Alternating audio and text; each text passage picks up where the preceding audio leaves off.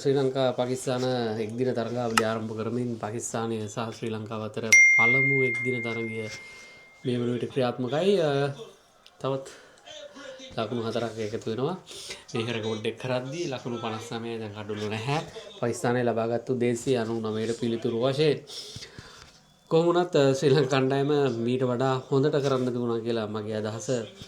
පන්දු යැවීමෙන් නමුත් අවසනාවකට pass pitch එක අපිට මිස් වුණා. එක පාස් බෝල ගෙනෙත් තව ඇඩ් කරලා ගැහුවා නම් මං හිතන්නේ ලකුණු 250ක්වත් ගහන්නේ නැහැ පාකිස්තානය. ඒ තරම් ඊටත් වඩා සමහර වෙලාවට ලකුණු 200ට අඩුවෙන් කඩා ගන්නත් උණා අපිට. මේ අර අකීබ් නේද විනිසුරුතුමන් මේ ලකුණු 95 දී හුසේන් තල්හාට් ක්‍රීස් එකට ආව විතරයි LB එකක් ගියා හසරංගේ පන්දුවට.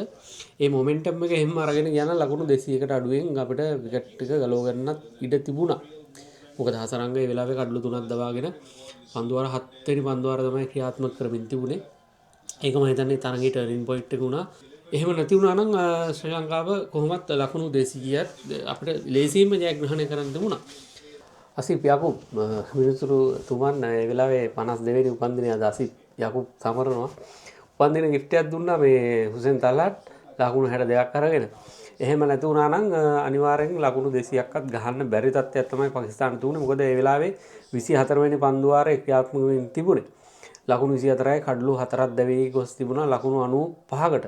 ලකුණු 95ට කඩලු 5ක් දවා දැවී ගියා නම් ලකුණු 95ට කඩලු 5ක් දැවී ගියා නම් ඒ වෙලාවේ එන්නේ ඊට පස්සේ ෆහීම් අෂ්රෆ් මොහමඩ් නවාස් විතරයි තුන්ගිරාව ක්‍රීඩකයෙක් හැටියට ඉන්නේ.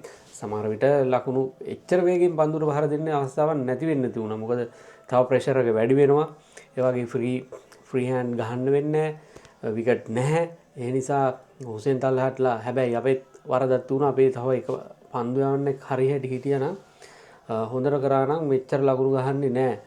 මොකද අපේ තිබිච්ච අඩුපාඩුව තමයි තව ෆාස්ට් බෝලර් කෙනෙක් ෆාස්ට් බෝලර් පිච් එකක් මේක කියලා මේ ජාත්‍යන්තර මාධ්‍ය වාර්තා කරා මේම තරගයට කලිනුත් දකමන්දයන්ට වඩා ෆාස්ට් බෝලර්ස්ලාට හිත කරයි කියලා. මොකද පාකිස්තානය අද ෆාස්ට් බෝලර්ස්ලා මම හිතන්නේ 4ක් සෙල්ලම් කරා ෆහීම් අෂ්රෆ් එක්ක.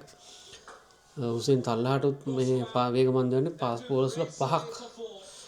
ඉතින් කොහොම වුණත් අවසානයේදී සල්මන් නගා දෙවන ශතකය ලබාගත්ත තම ජාත්‍යන්තර දිවියේ.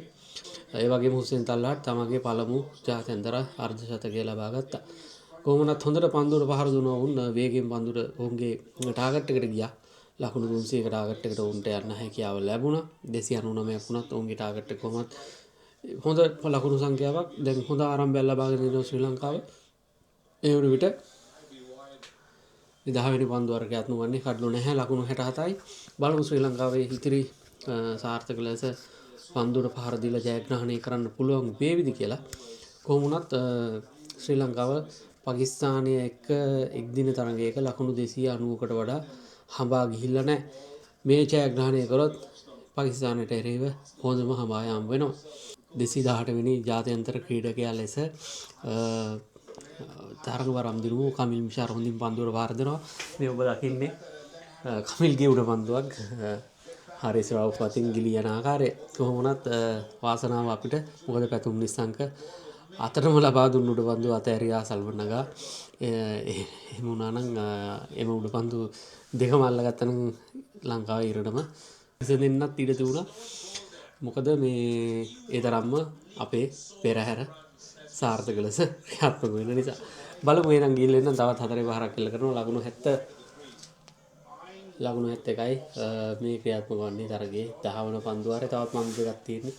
යන්න එහෙනම් තරගය අවසන් වුණාට පස්සේ හෙට දවසේදී තරගයේ සම්පූර්ණ විස්තරයක් ගෙන ඒමට අදහස් කරනවා. එහෙනම් ජය ජය වේවා.